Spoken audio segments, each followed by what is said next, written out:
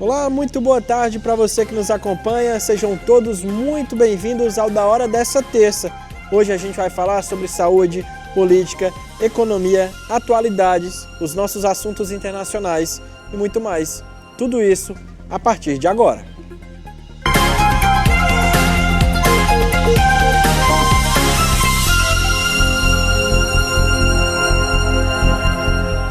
A TV União não se responsabiliza por conceitos, falas e diálogos entre os convidados em debates nos programas veiculados na grade.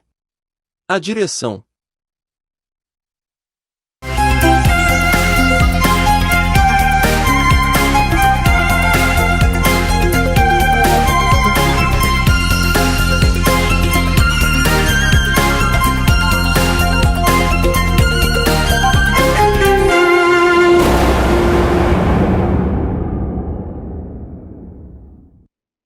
É isso, Da Hora dessa terça oficialmente começando. Já estamos aqui muito bem acompanhados por ele, Fábio Tágira. Muito boa tarde, Fábio. Seja muito bem-vindo ao Da Hora dessa terça-feira. Boa tarde, Gabriel. Boa tarde, Rochelle. É sempre importante o Da Hora, exatamente por pautarmos aqui os assuntos que interferem na vida do cidadão comum. É isso, como o Fábio já adiantou, estamos com ela, Rochelle Rodão. Tudo bem, Rochelle? Tudo tranquilo, Gabriel. Hoje nós temos muitas informações. E o Fábio está aqui para comentar, né, assuntos pertinentes à sociedade, principalmente aqui do Ceará, né, Fábio? É isso. Com certeza. E vamos começar falando que após o Conselho Administrativo de Defesa Econômica aprovar a venda da refinaria, lubrificantes e derivados do Nordeste, na quarta-feira, o Sindicato dos Petroleiros do Ceará e Piauí, filiado à Federação Única dos Petroleiros, aprovou greve para ser iniciada nesta terça-feira, no caso hoje, né? E aí, Fábio, vamos falar um pouquinho dessa greve, né? O patrimônio público brasileiro, né, sendo aí vendido. E, obviamente, que quem trabalha na Petrobras e nessas situações vai se revoltar, porque são ações que eles, petroleiros, vêm trabalhando para a melhoria dessas instalações de uma forma muito constante, de uma forma muito intensa. E aí o governo atual pauta a venda desse equipamento público. E aí? Como é que fica os petroleiros? Como é que isso vai se refletir, por exemplo, lá no final, na bomba, onde a gente bota gasolina todo dia? Então são questões que eles estão debatendo e existe esse movimento de greve que pode chegar a acontecer, né? E começa hoje, né, Fábio? Começa hoje. A gasolina, não sei se vocês perceberam, mas pelo menos eu percebi, nos últimos dias teve um acréscimo de aproximadamente 20 centavos. Então, será que já tem alguma relação com esse movimento? Eu acredito que sim. E com certeza a gente já percebeu essa mudança e alguns postos ainda estão conseguindo trabalhar com valores menores, mas já existe sim esse aumento que interfere diretamente nos nossos bolsos, né? Que a gente trabalha com isso todo dia e precisa focar na economia. E esses movimentos já interferem, sim, com certeza, na gestão do combustível. Querendo ou não, 20 centavos a mais por litro, para quem roda muito, se você for colocar ali na ponta do lápis, no final do mês, se torna 100, 150 reais, que faz bastante diferença para quem já está muito apertado, né? Não tenha dúvida, faz uma diferença significativa. Qualquer 5 centavos que você economiza, principalmente no combustível, já faz aí uma diferença grande na economia e na economia popular. Olha, não está aqui na nossa pauta, mas eu estava lembrando que hoje outro setor muito importante da nossa sociedade está promovendo uma greve geral, que é o setor da enfermagem, por conta do piso que não foi aprovado, mas ainda não entrou em vigor em muitos locais. Os enfermeiros, técnicos de enfermagem não estão recebendo o que é para receber. O nosso repórter Gabriel hoje estava na rua, viu realmente que tinha uma movimentação ali na Câmara dos Vereadores, mas é nacional, tá? É uma greve nacional. E dia 29 ia entrar em greve por esses e outros motivos também. Amanhã ou quinta-feira a gente pode trazer um pouco sobre esse assunto da greve em relação à PEC, né? Os gestores públicos, né, e privados também reclamam que não tem orçamento suficiente para pagar o piso da enfermagem. E durante todo esse período de discussão para aprovação do piso, não houve aí, por parte desses gestores, uma adequação ou um programa de reestruturação financeira para poder pagar o que é a lei, né? Então, essa é a dificuldade maior, principalmente, e que existe aí, deveria existir um reordenamento econômico na gestão pública e privada para pagar o que é justo. Oficialmente mesmo, é no dia 29, mas hoje já a gente já teve alguns movimentos, mas oficial mesmo, o dia 29 o dia D, como a gente pode chamar, é no dia 29. E aí chega a ser uma humilhação, né? Algo que é de direito deles e ter que passar por tudo isso e vai e volta e de repente eles acham que vão, já tá tudo certo para receber, aí não consegue e fica nessa novela, né? E a gente já debateu esse assunto aqui no Da Hora, é uma luta que já vem de 20 anos. 20 então anos, é muita coisa. E no último ano, até agora, esse movimento cresceu, inclusive com a aprovação. E não houve um planejamento, né? Tudo é planejamento, tanto na gestão pública como na iniciativa privada, tudo tem que existir planejamento, bom senso e adequação à realidade. O que faltou nas organizações. É isso. E mudando de assunto, em entrevista ao Ponto Poder, Ciro Gomes trouxe à tona o nome de Camilo Santana como nunca antes. O ex-presidenciável conta que o ministro da Educação, em determinado momento, tentou se afastar de Lula. Eu não recebi um telefonema do ex-governador Camilo Santana para dizer, olha, eu não vou poder lhe apoiar e tal. Eu fiquei sabendo pela imprensa que ele estava lá. E ele é um cara que tinha dito que ia sair do PT quando o Lula foi preso. O Camilo Santana foi na minha casa me dizer que ia sair do PT porque o Lula tinha sido preso e ele queria sair de perto do Lula. E eu disse para ele, você é muito jovem, você vai ser visto como um rato fugindo do navio que está afundando. Fica quieto, espera. E eu estava defendendo o Lula contra as arbitrariedades que o Lula sofreu. E de repente, sabe, estou me questionando não, estou respondendo as suas questões e para que as pessoas saibam que eu não tenho nada a ver com essas distorções gravíssimas que estão acontecendo no Ceará. E aí, Fábio, até agora o ministro Camilo Santana não se pronunciou a respeito dessa fala de Ciro Gomes. O que dizer? O Ciro Gomes vive agora uma postura de revolta com a sua criação, já que Camilo Santana nada mais é do que uma criação política dos Ferreira Gomes, que alcançou e vem alcançando aí, ao passar do tempo, uma projeção política nacional muito forte. Aqui no estado do Ceará, conseguiu desenvolver gestões relativamente interessantes, o que lhe proporcionou esse avanço nacional. E o Ciro, nos últimos dias, vem batendo e batendo forte nele. Camilo Santana, segundo ele, não vai se manifestar, vai procurar a justiça aí para rebater essas críticas, essas ações. Mas as fundamentações do ex-ministro Ciro Gomes podem ter aí uma certa consistência e é preciso que haja aí um entendimento, até para que a sociedade possa ter uma noção real do que está acontecendo, tanto politicamente como em questões de gestão, que é o que mais interfere na vida do cidadão. E sem falar que tudo isso que ele disse, que ele não envolveu só o Camilo, nessa entrevista teve outros nomes, é algo sério porque tem que ter as provas, né, do que ele falou. E aí você diz, por mais que ele tenha certeza do que está falando, tem que ter aí a questão de provar, né? E é preciso provar, né? É importante isso. Sério. É muito sério, são denúncias, são ataques muito ferozes do Ciro Gomes, que é a característica dele, né? Sim. E às vezes se afasta do cenário e quando volta com a artilharia pesada, mas é preciso provar.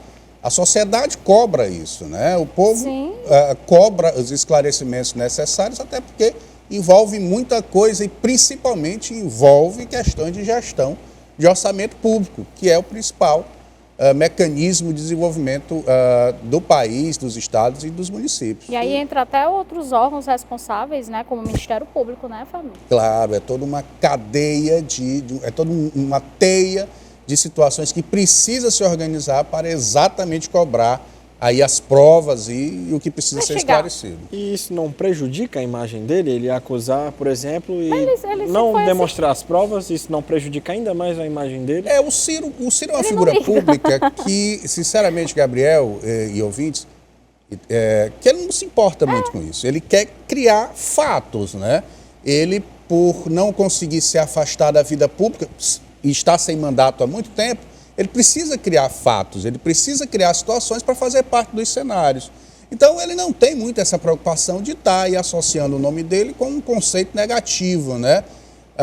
Mas entenda, é importante que se apresente as provas, que se apresente aí todos os fatos de uma forma muito clara, até para que o Brasil possa caminhar no sentido de se entender todo esse cenário. E muitos cobram o posicionamento dos nomes aí que estão envolvidos nas falas do Ciro Gomes, mas é um princípio do direito. Quem tem que provar alguma coisa é quem acusou, e não quem está sendo acusado. Essa questão do posicionamento mesmo, né? Do outro lado, mas eu acho que o principal para a população que eles querem ouvir nesse momento, até saindo da parte jurídica, são as provas do Ciro Gomes, não é isso? Exatamente.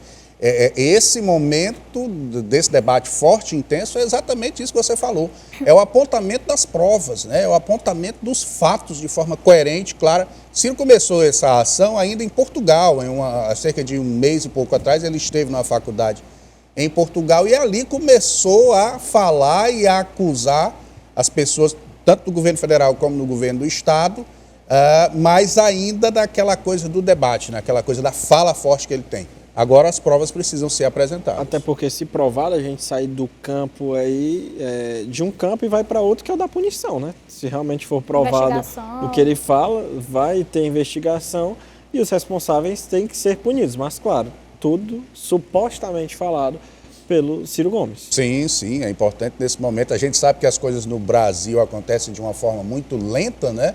Então, quanto mais essas provas forem apresentadas, esse processo de investigação, de instrução jurídica tem que caminhar. É preciso que a impunidade seja banida desse país. E quem ou seja, quem praticou qualquer tipo de ato ilícito contra o poder público, contra os orçamentos públicos, precisa ser punido. Porque senão nós não vamos chegar nunca a um processo de desenvolvimento real.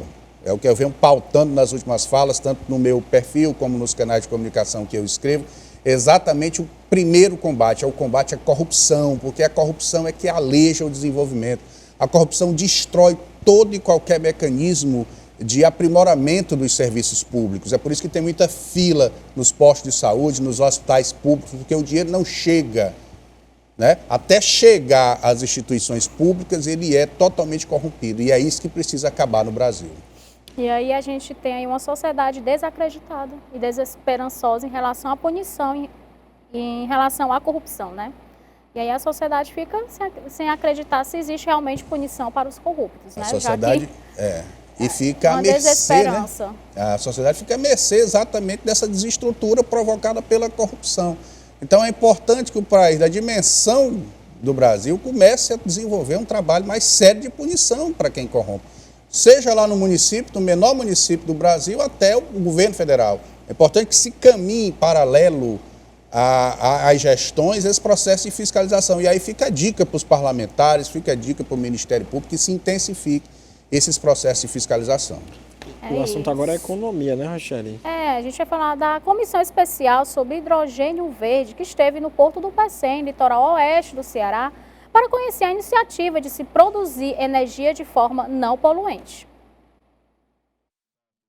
O presidente da Comissão Especial sobre Hidrogênio Verde, senador Cid Gomes, falou que a comissão tem 2 objetivos. O primeiro é difundir e conhecer as experiências que existem nacional e internacionalmente. E o segundo, a criação de uma legislação pioneira sobre o assunto. O que eu naturalmente defendo é que a nossa legislação aqui no Brasil seja sintonizada a partir dos diversos estudos, dos diversos planos, das diversas equipes que no Executivo estão estudando a matéria, a gente no Ministério da Minas e Energias, estudando a questão do hidrogênio verde, inclusive comprometidas de apresentar um plano nacional de hidrogênio verde ainda nesse mês de junho. O hidrogênio é considerado um combustível universal. Na versão verde, pode ser obtido ao se utilizar energia renovável.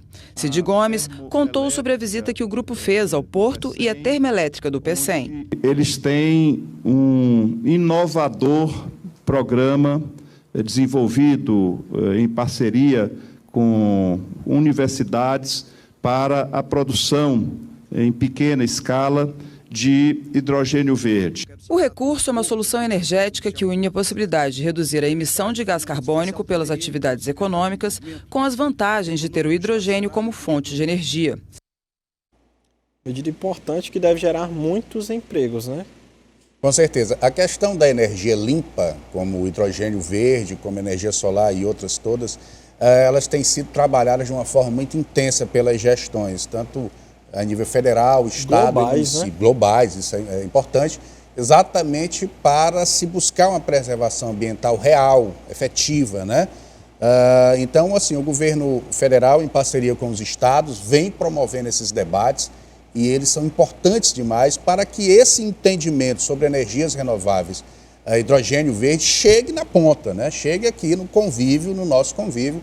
E isso parte das estruturações e dos projetos e dos programas que estão sendo desenvolvidos, sempre buscando essa parceria, inclusive com a iniciativa privada. Então, é sempre válido esse debate e essa ação lá no PECEM foi muito aplaudida pela sociedade, a imprensa fez uma cobertura importante, os municípios tomaram conhecimento de tudo isso e a tendência é que essas ações aconteçam e avancem de uma forma muito intensa, chegando na ponta. Olhando de um ponto de vista macro, os grandes líderes mundiais agora, quando se reúnem em reuniões, um dos assuntos, ou talvez o assunto que é mais tratado nessas reuniões, é o de como desenvolver a economia, como continuar crescendo, mas sem desrespeitar, acho que é a palavra até correta a se usar, sem degradar o meio ambiente, porque a situação que a gente está vivendo de aquecimento global está ficando irreversível. Com certeza, Gabriel. Essa é uma realidade que a gente vive, como a gente costuma dizer, na pele, né? Todo mundo percebe o calor que vem se intensificando aqui no Nordeste e em outras áreas do mundo, essa questão da preservação ambiental, das ações reais de promoção de uma política ambiental coerente, ela tem sido pautada no mundo inteiro e as instituições internacionais vêm aí intensificando esse debate. Crescer economicamente, que é importante, que é fundamental, mas ali com preservação ambiental de forma coerente e equilibrada e sustentável. Porque eu acho que não adianta de nada ter um país bem financeiramente, mas se ele não existir daqui a alguns séculos, sem por exemplo, saúde, né? O que é que vai adiantar? A gente já viu recentemente a cidade de Nova York coberta por uma nuvem de fumaça enorme, alguns dias. Aconteceu lá em Nova York, que é a maior cidade do planeta, e por que não poderia acontecer aqui? Então, acho que medidas como essas são, sim, muito importantes, além do que vai fazer girar a economia. Então, é uma mão lavando a outra, né? E é uma forma de precaução, né? De se precaver bem antes, não deixar para quando já não tiver mais, quando não tiver mais jeito, né?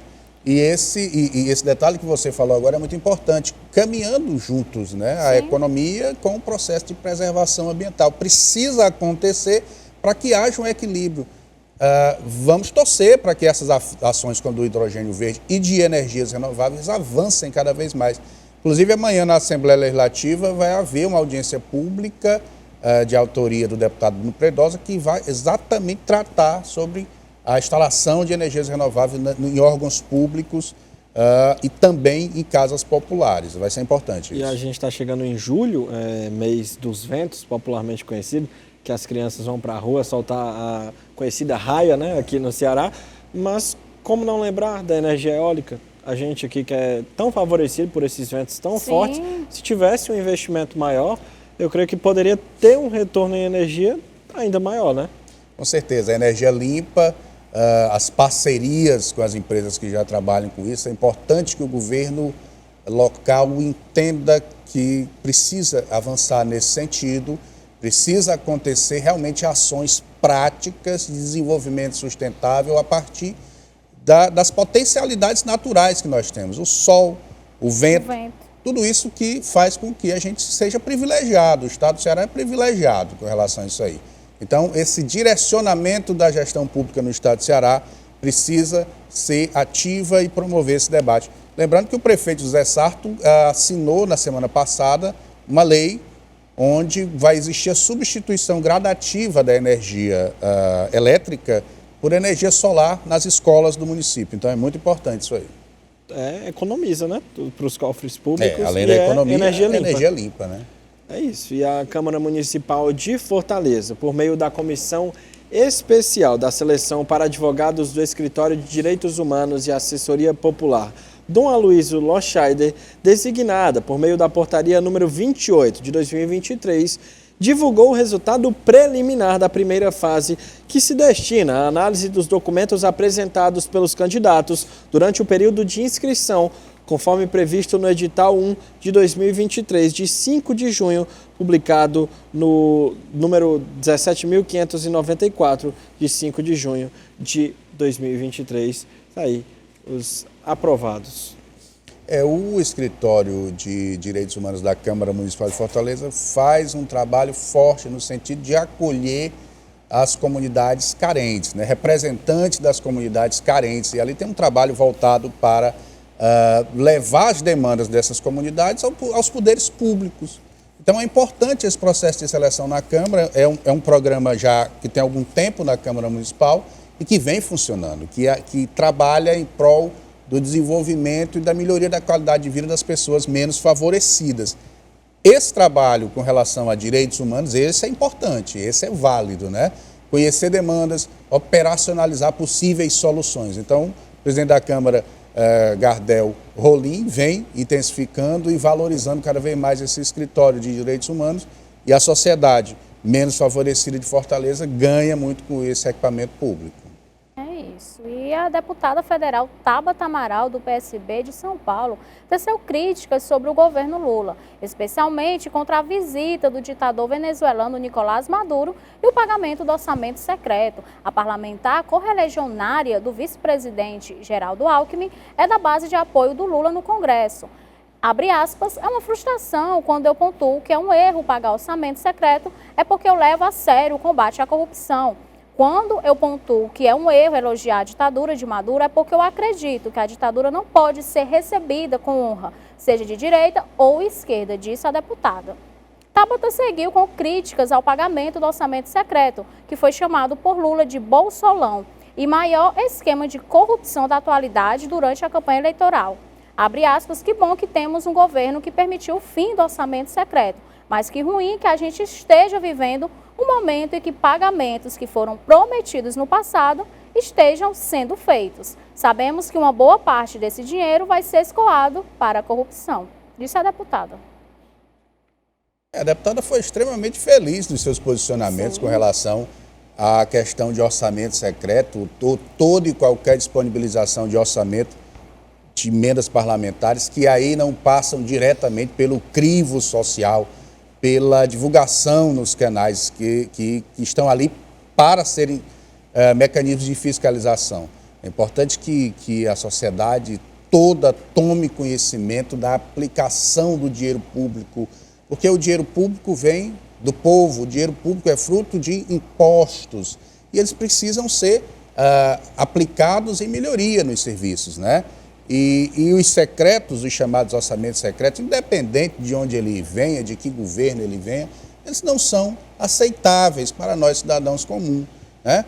Com relação a esse nível de gestão, é importante que fique claro, que se estabeleça aí os mecanismos de divulgação desses orçamentos para que a gente possa tomar conhecimento e cobrar, sim, a boa aplicação desses recursos. Se a população, por exemplo, fizesse a fiscalização desses investimentos públicos, que nem faz dos seus investimentos particulares. Por exemplo, colocar um dinheiro numa poupança, num tesouro direto. Tem gente que compra imóveis para alugar e tá lá, todo mês fiscalizando, se não receber em dia, tá em cima. Se fizesse isso também com os investimentos públicos, você crê que o Brasil iria para frente? Vamos agora, só para concluir a pergunta do Gabriel, que eu gosto de complementar. E quantas pessoas a sociedade entra no portal da transparência para ver informações mesmo, né, do governo de gestão? Sim, é importante. Nos últimos programas, a gente vem pautando aqui exatamente isso que o Gabriel falou, uma participação mais ativa da própria população, né, dos próprios nichos sociais que precisam aí cobrar uma aplicação coerente do dinheiro público, né? Se nós percorrermos, por exemplo, a cidade de Fortaleza ou qualquer outro município, a gente se depara com verdadeiras aberrações de gestão, com falta de orçamento, falta de remédio do posto de saúde, falta de carteira escolar nas escolas dos municípios, ruas esburacadas. Ruas esburacadas está demais, dos meus amortecedores todos empenados de tanto buraco. Acho que essa época de julho, quando acabam as chuvas, é o período que todo mundo está trocando de amortecedor. Que todo mundo está trocando de amortecedor. Então, se houvesse aí uma manifestação popular mais intensa, cobrando dos parlamentares na Câmara Municipal de Fortaleza, na Assembleia Legislativa, movimentos nacionais de ação da própria população, independente dos órgãos públicos, com certeza nós teríamos um resultado melhor. Acredito que sim. Acredito que a partir daí nós poderíamos ter esperança de desenvolvimento democrático e desenvolvimento real, de melhoria, porque, meu povo, o que adianta tanto debate político, direita, esquerda, seja lá o que for, quando lá na ponta o povo está passando fome, não tem saúde, não tem educação, não tem alimentação coerente, não tem geração de emprego e renda, não acontece, não acontece. As poucas ações de desenvolvimento, quando acontece, é de forma muito lenta e as pessoas não tomam conhecimento, as pessoas não se beneficiam com isso. Então é importante essa movimentação popular. Vamos buscar de forma ordeira, de forma organizada, mas vamos cobrar nossos direitos. É isso. Vamos fiscalizar, né? O Da Hora dessa terça vai para o seu primeiro intervalo e já estamos de volta.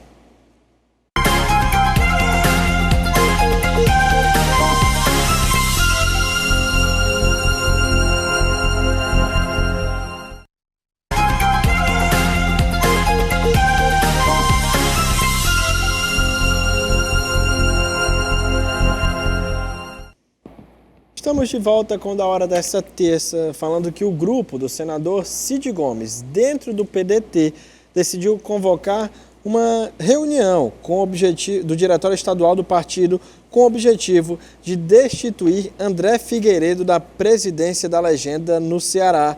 Os aliados de Cid calculam ter o apoio de 53 dos 84 integrantes do diretório pedetista.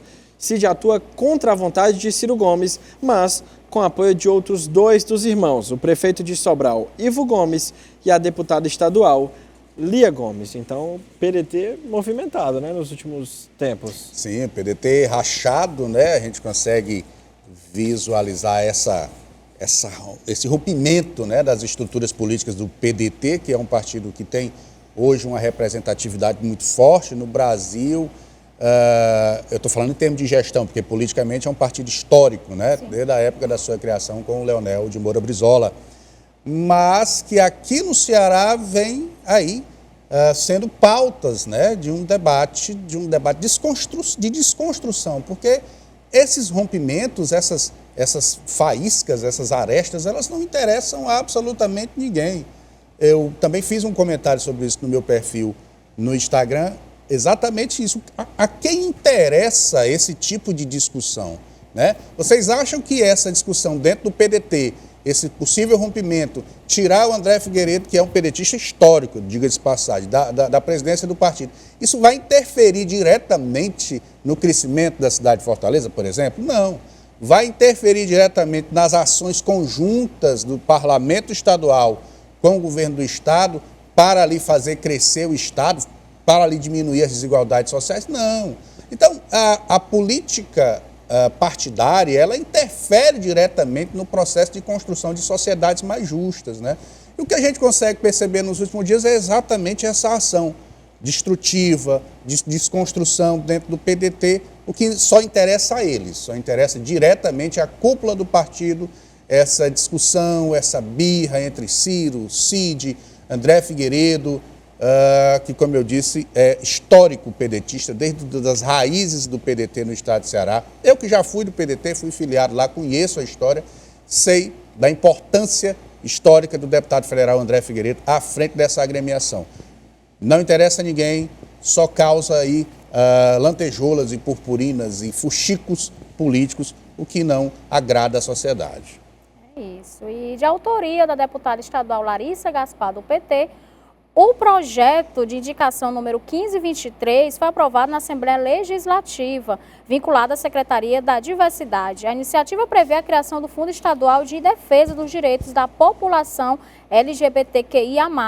O objetivo é fomentar a captação de recursos que serão aplicados na execução de programas em defesa a esse público. De acordo com a deputada Larissa Gaspar, o instrumento é importantíssimo, já que engloba um conjunto de recursos capazes de viabilizar uma variada gama de políticas públicas. A votação ocorreu na última quinta-feira e recebeu posição contrária de 6 parlamentares: Antônio Henrique, do PDT, Carmelo Neto, do PL, doutora Silvana, do PL, pastor Alcides, PL, sargento Reginaldo, do União Brasil e Davi Duran, do Republicanos. Tive a imagem dos 6 que foram contra esse projeto, né, Fábio? O que acontece? É uma proposição, com todo respeito aí a Larissa Gaspar, mas eu considero uma proposição desnecessária, um projeto desnecessário. Por quê? Dentro do governo do Estado já existem as políticas públicas em defesa desse nicho social. Já existe. Está lá, tem orçamento, né? Tem condições, inclusive, de buscar parcerias de prospecção, as próprias associações, o próprio terceiro setor ligado ao nicho social LGBTQIA+, que tem uma atuação forte, uma aproximação com o governo do Estado bem interessante, já pode, inclusive, buscar parcerias. Então, é uma tramitação, ao meu ver, desnecessária. Se não houvesse aí nenhuma conjuntura de gestão pública para atender às necessidades desse público, tudo bem, aí seria válida a ação do deputado, da deputada. Mas, nesse momento, o que a gente consegue perceber é que é uma ação desnecessária, já que o governo do Estado já premia a categoria, inclusive com outras parcerias em nível de governo federal. É importante essa avaliação de um posicionamento parlamentar, né? É importante que o parlamentar ele entenda primeiro as estruturas de gestão para, enfim, encaminhar suas propostas. É isso. E em incentivo à pesquisa em mobilidade elétrica, o projeto de lei 6.020 de 2019 em investimentos nas regiões de fronteira do Brasil. Esses são alguns dos temas dos projetos que estão na pauta da reunião da Comissão de Assuntos Econômicos dessa terça-feira. Um dos projetos terminativos é o que garante recursos para incentivar a pesquisa e desenvolver a tecnologia para a produção de carros elétricos no Brasil. Os recursos viriam de benefícios fiscais já previstos pela União na área de ciência e tecnologia. A ideia é incentivar a mobilidade elétrica e promover a transição dos veículos movidos à base de combustíveis fósseis para a propulsão elétrica no prazo de 10 anos. Outro projeto na pauta da comissão, também com decisão terminativa, inclui o Programa de Proteção Integrada de Fronteiras no Fundo Nacional de Segurança Pública. São 17 mil quilômetros de extensão, envolvendo 11 estados que fazem fronteiras com países da América do Sul. O objetivo da proposta é garantir investimento na faixa de fronteira, especialmente em projetos voltados para a segurança e integração com os países vizinhos. Novamente, faltando a pauta do meio ambiente, né? Mais uma questão ambiental, falando sobre carros movidos a energia elétrica, que é uma tendência também de crescimento mundial, mas é importante apontar essa questão da segurança das fronteiras. Sim. Né? Do país. É importante essa vigilância mais forte, esse incremento orçamentário no sentido de promover a nossa soberania, né? Para que não haja essa questão de invasão do território nacional, para seja lá para que tipo de ação ou para que tipo de negócio.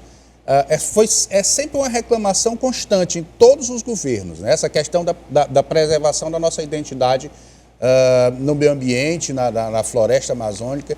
E a gente espera, né, Gabriel e Rochelle, que haja realmente esse aperfeiçoamento nessa modalidade de gestão de segurança pública para que a gente possa se resguardar.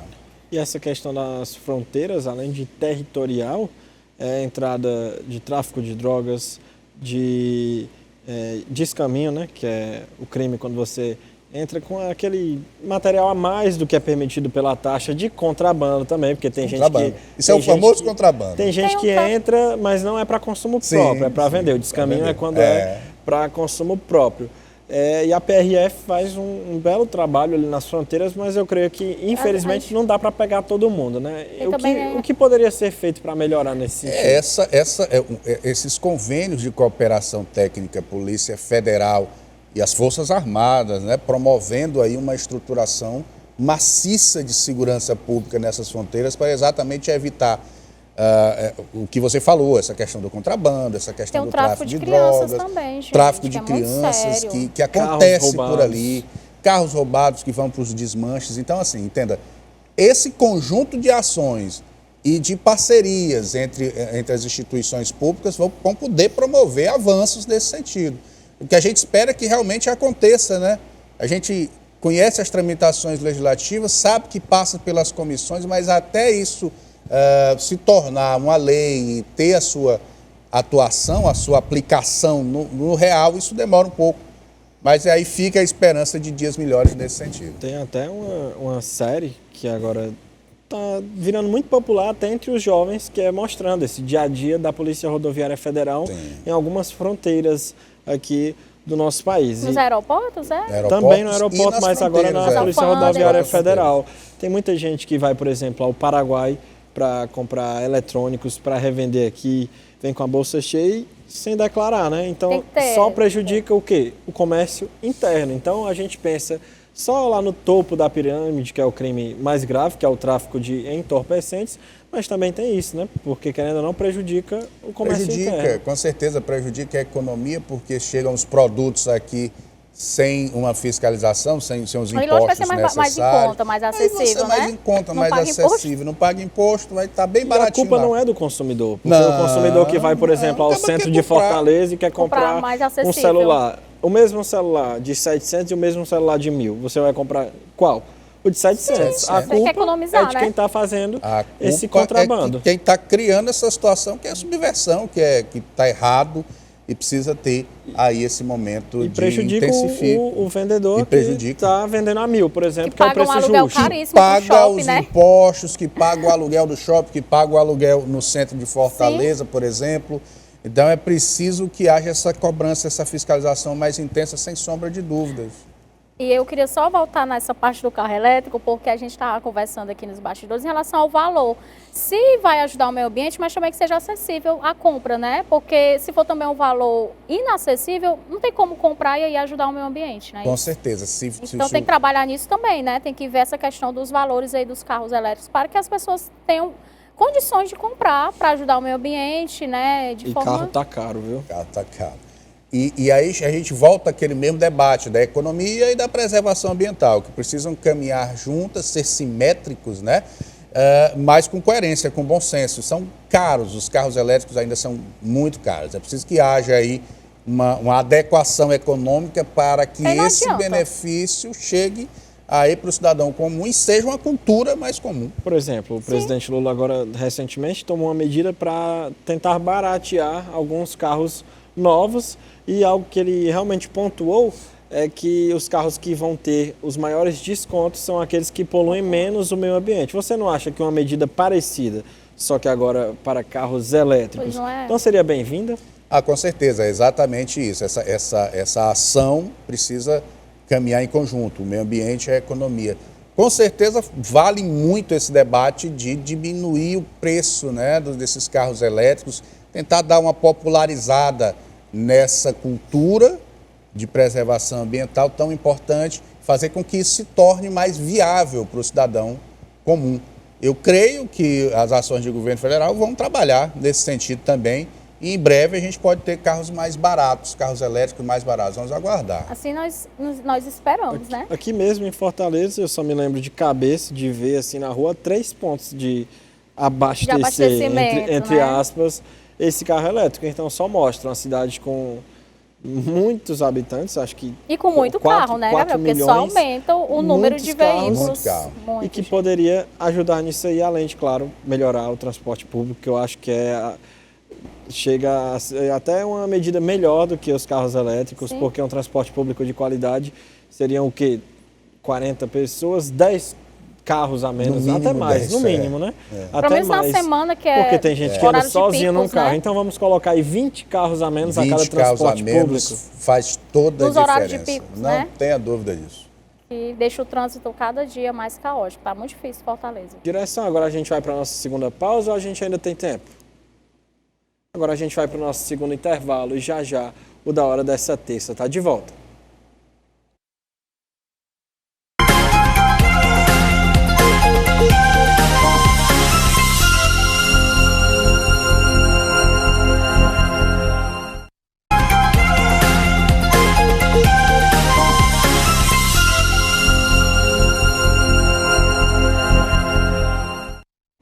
Estamos de volta com o da hora desta terça-feira. E segunda-feira, o Senado promoveu uma sessão especial para celebrar os 50 anos da Embrapa, a empresa brasileira de pesquisa agropecuária. A instituição que impulsionou a tecnologia no setor agrícola também foi lembrada pelas práticas sustentáveis. O Brasil é hoje referência mundial em ciência e tecnologia destinadas à agricultura. Mas até meados do século passado, o país tinha agricultura precária e dependia da importação de alimentos. Em 1973, foi criada a Empresa Brasileira de Pesquisa Agropecuária, a Embrapa, com o objetivo de desenvolver um modelo de agricultura tropical. Em sessão especial, o Senado homenageou a empresa que tanto contribuiu para tornar o Brasil um dos maiores produtores de alimentos do mundo. A gente ouvia falar que essa empresa faria uma revolução no agro brasileiro e que não deixaria ninguém para trás. E vocês cumpriram a meta. Vocês fizeram uma revolução no agro.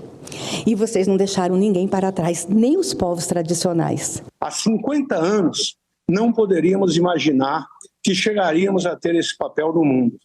Quando da criação da Embrapa, pouco se falava em agricultura de precisão, em agricultura de baixo carbono e de tantas tecnologias que hoje estão presentes no campo e que foram desenvolvidas por esses profissionais que dedicaram todo o seu conhecimento e experiência para melhorar o resultado obtido no campo. Ao longo dos últimos 50 anos, a Embrapa desenvolveu soluções tecnológicas com impacto na sustentabilidade da agropecuária, aumentando a produtividade por hectare e poupando áreas naturais. 50 anos de Embrapa, você viu aí que teve essa homenagem, né? Que vem trabalhado no agronegócio de forma sustentável, como a gente vem debatindo aqui o programa todo, né? A Embrapa é uma das instituições, é a instituição mais importante no segmento do agronegócio no Brasil ao longo desses anos todos e principalmente nos últimos anos, quando intensificou cada vez mais essa aproximação da tecnologia, dos sistemas agrícolas, da agricultura familiar. E a gente sabe que o agronegócio no Brasil tem uma extrema importância no desenvolvimento econômico, principalmente nos municípios menos favorecidos, mais distantes, por exemplo, de capitais. Então, é sempre válido a gente ressaltar a importância da Embrapa nesses processos de desenvolvimento, nesse suporte, nesse apoio à agricultura familiar, também nos grandes negócios agrícolas. E aí vale ressaltar também a importância da Ematerce, das instituições estaduais que trabalham também em parceria com a Embrapa no sentido de promover capacitações, de promover ações voltadas para que o homem do campo possa se fixar no campo, evitando, por exemplo, o êxodo rural, esses choques econômicos que tanto prejudicam o crescimento das cidades. Então, Embrapa de parabéns todas as ações desenvolvidas, independente de questões políticas. A Embrapa sempre esteve, sempre vai estar presente no ponto principal, que é o campo, que são as ações para manter o cidadão no campo. Sem falar na geração de emprego, né? Uma empresa que gera muito emprego, né, Fábio? Claro, porque quando se possibilita o desenvolvimimento da agropecuária, das culturas agrícolas, além de manter o homem no campo, também gera emprego, né? Gera renda e desenvolve a economia dos municípios, o que é de extrema importância. As feiras municipais, elas ainda atraem e movimentam muito a questão econômica dos municípios. A Embrapa tem esse papel de oferecer essa tecnologia, esse trabalho de pesquisa intenso lá no foco, lá nos municípios, nas zonas rurais, levando isso para as sedes dos municípios e para as capitais. Então é de extrema importância esse trabalho. E agora a gente vai falar dos nossos vizinhos, nossos irmãos argentinos, porque nessa segunda, durante uma visita do presidente da Argentina, Alberto Fernandes, o presidente do Senado, Rodrigo Pacheco, falou que vai pedir uma audiência com o presidente Lula para tratar da crise econômica no país vizinho.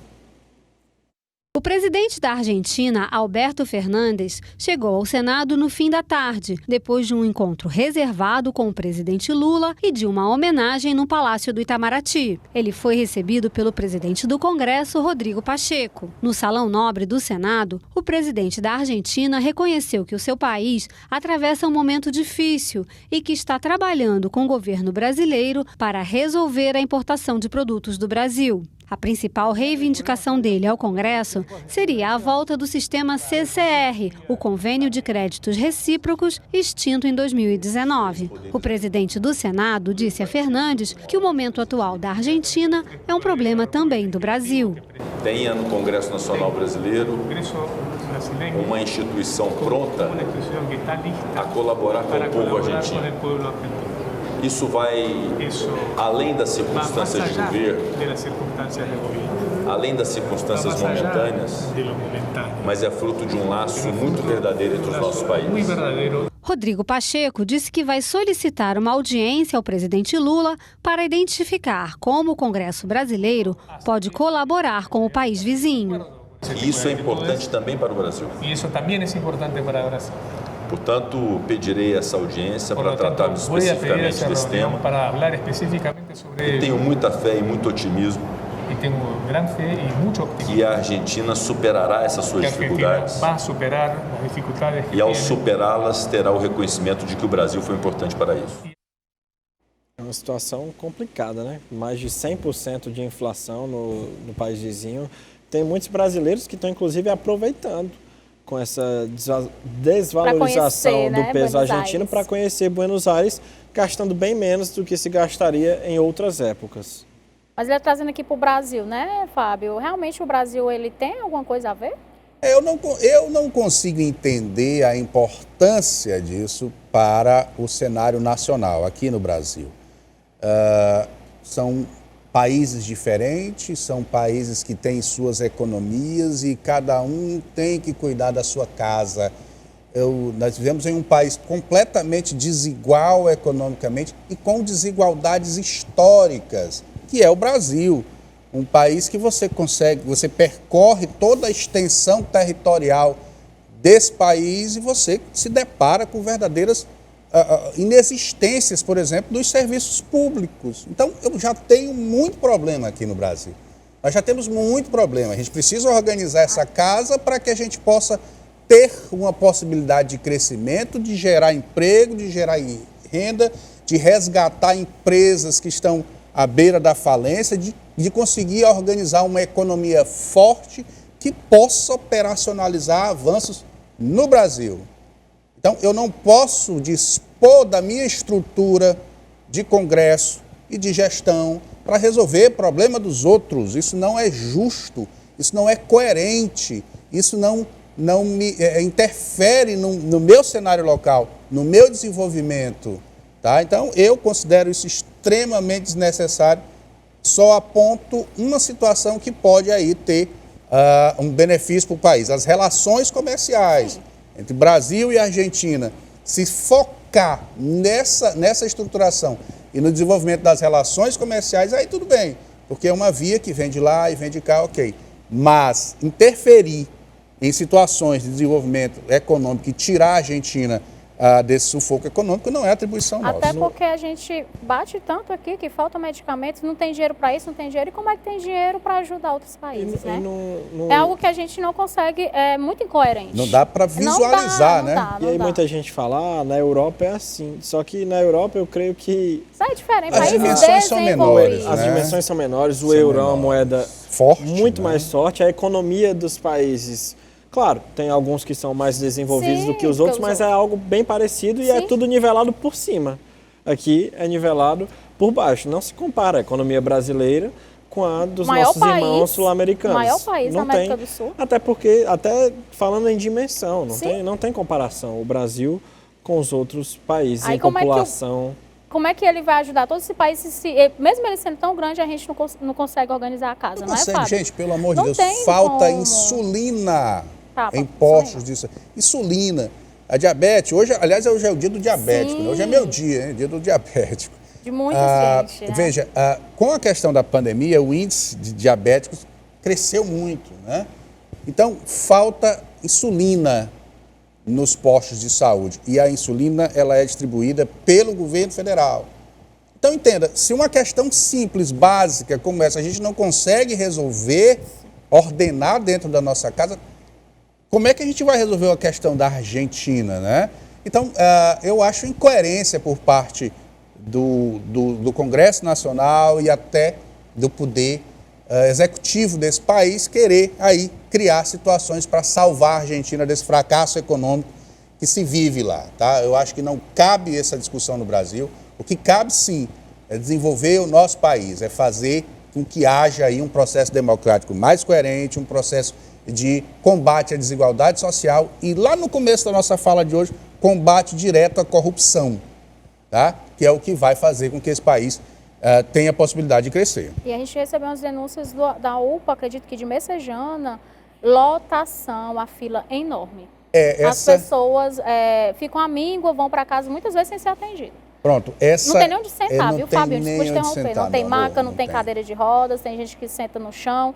É um caos a saúde. Lembrando que as gestões de UPA, elas funcionam com os 3 poderes, o governo federal, os governos dos estados municipais, que ali se organizam em uma situação para gerir as UPAs. E o que a gente consegue perceber em Fortaleza, na região metropolitana, e onde tem UPA, é exatamente isso, essa superlotação, falta de um atendimento coerente, falta remédio, falta tudo, né? Falta conforto para quem precisa naquele momento de conforto, porque está com problema de saúde, para quem acompanha, porque muitas vezes precisa de um acompanhante. Então, existe uma desestrutura total. Nem pode entrar o acompanhante, Fábio. Muitas vezes não, só quando é um caso de extrema gravidade. Então, assim, é uma desestrutura total nessas instituições de saúde que pode ter certeza, é o primeiro momento que o cidadão comum, aquele que não tem plano de saúde, aquele que só tem o serviço público para resolver os seus problemas de saúde, é a UPA e os postos de saúde. Que não tem médico. A maioria das vezes, enfermeira que atende. Então, assim, veja, que questão primária que precisa ser ordenada nesses mais de 5 mil municípios que nós temos no Brasil. Saúde pública, saúde de verdade, para que as pessoas possam ser atendidas com dignidade, com bom senso, coerência. Então, vamos focar aqui, vamos focar no Brasil, vamos trabalhar para resolver os problemas, independente de questões partidárias, independente de colorações partidárias, de conceito de direita, de conceito de esquerda. Vamos acabar com isso, vamos trabalhar para fazer crescer o desenvolvimento das cidades, porque isso aqui é importante, isso é o que precisa ser debatido nos cenários políticos. É isso, da hora dessa terça vai ficando por aqui. Fábio, agradecer muito a sua presença, sempre abrilhantando muito aqui nosso programa e com comentários muito pertinentes. Suas considerações finais, por favor. Lembrando do... Tem Olhar Municipal, né? Segunda-feira, 16h45, um debate específico sobre municipalismo, sobre políticas públicas, o que os gestores e os vereadores precisam entender para fazer crescer o seu município. E agradecer mais uma vez a oportunidade de fazer parte aqui do Da Hora. Isso. Muito obrigada, Fábio. Quero agradecer a sua audiência e dizer que amanhã nos encontramos aqui no mesmo horário. Você fica agora com o programa Ferreira Aragão e logo após nós temos Esporte União com Gabriel Viana. Até amanhã.